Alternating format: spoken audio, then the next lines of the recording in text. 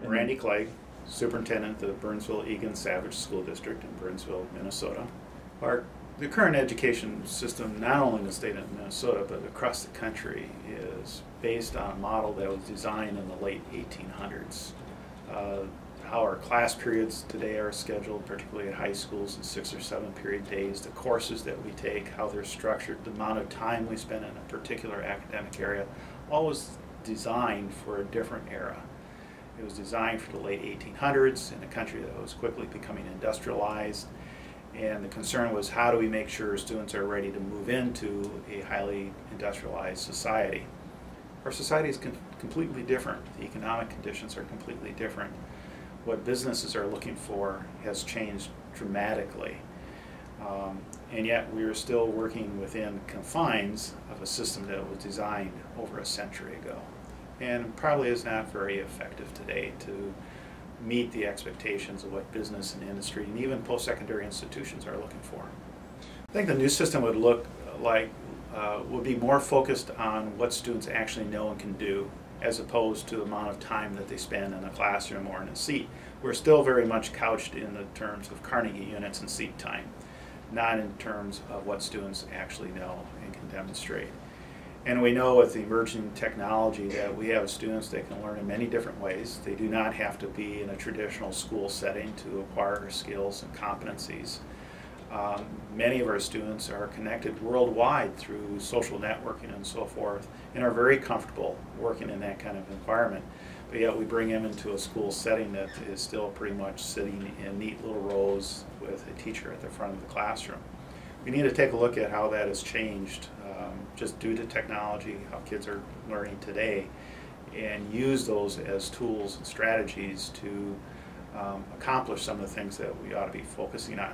Being able to work collaboratively with others, be able to solve problems effectively, being able to communicate different modalities. We haven't incorporated a lot of those things in our traditional classroom settings. I think to set some very clear standards and expectations of what they want.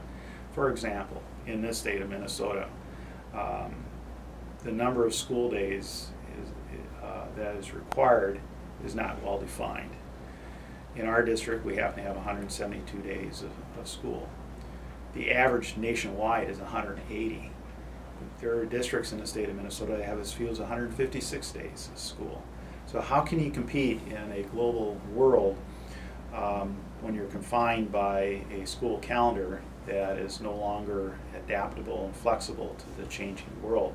We're also still constrained in this calendar that starts after Labor Day and hopefully gets done before Memorial Day. An agrarian calendar. We're not in an agrarian society anymore. We ought to be looking at opportunities to have learning going year-round to meet the needs of local communities, to meet the needs of students. We have some students that literally ought to be in school year-round because that's what it will take for them to be successful, to overcome deficiencies in background experiences and what family incomes can purchase in terms of experiences and opportunities.